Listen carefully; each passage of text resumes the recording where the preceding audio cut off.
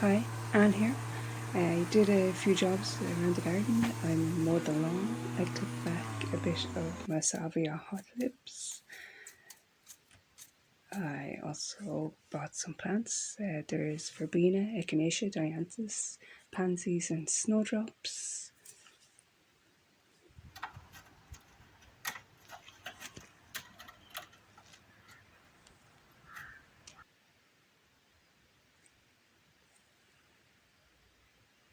I'm leaving a small patch where I sowed wildflower seeds until the last mow around the end of October.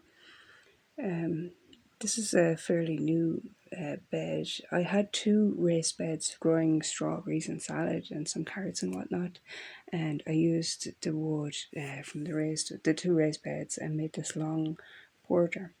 I would like sleepers, but they're expensive. Would have also liked a stone edge, but as there was so much soil, I did this. I got thinking that I could gather some small branches and make a rustic low fence. While searching low rustic fences, I came across a low willow fence and thought that would be great to give that cottage garden look. Another idea was just to paint it.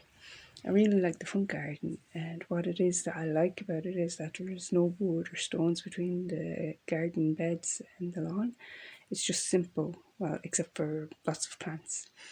What might help if it is like a blur of plants, like dancing in the wind, blurry like an impressionist painting, and make everything like soft mix of purples, pinks, yellows, whites, with little dashes of red and orange, more natural elements, like using the willow fence to cover the picket, the bare picket, um, wood. Just need takes patience for things um, to grow up the trellis, but it'll get there. All will get fuzzy and it'll be a haven for wildlife. I just want the garden to be filled with like herbs and fruit, veg, trees and shrubs. Just see here, I moved a heuchera. It's easy to find. It wasn't too hard. There's Lily, looking gorgeous. Yeah, I always make sure to water everything in. So what I did there, just before this, is I placed all the plants out where I wanted them, and was happy enough, and just planted them then, and just watered them in, and that's the echinacea that I'm planting there. So I had this in front, but it didn't do well. It's a cornflower, but I have another cornflower, rudbeckia, and that did do well in the front. So yeah, hopefully it'll do well out the back. And next to that, I planted the verbena, and I'm not sure. I think maybe that I should have cut back the climbing hydrangea when I moved it because they don't really like being moved. So I'm hoping that it will grow. And I'm just taking out some weeds that I let grow there because they're beautiful pink flowers and the bees like them. But it's covering up some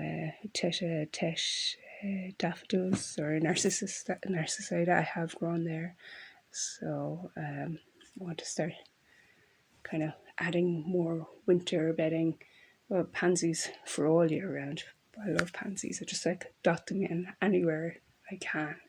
And I also like putting in lots of primroses. But in this corner I have the pansies, and I also put in some dianthus. I have a good lot of primroses around the garden, so I thought I must have a little search around. I know I definitely have one clump of primroses out front, and I wanted to divide them up because I had this idea for the side patch along the edge that I would put a row of primroses and then have a sign at the end of the side of a planter saying, "Sorry, I led you down the primrose path." I thought it'd be funny, you know. Also, I'm not sure about these square patio slabs as a patch. I'd love some sort of crazy paving or something. I also had thought maybe I should take them out altogether and just have more greenery. Take more without that kind of hard quality. But they're very handy in winter because the grass gets very wet, and if I need to go down to the shed, I can step on them without getting all soaked. There's my little friend Jean, and this is Tara, and yeah, they mind the garden. In this section, I had foxgloves, heuchera, and ferns, and they did well. It's a shady part. This stone I painted white and then painted a blue butterfly on it. And here's a project that I want to fix, as I feel the grammar is wrong. Time in the garden is time well spent. I like the meaning though. That's all for this week. Thanks for watching. Bye now.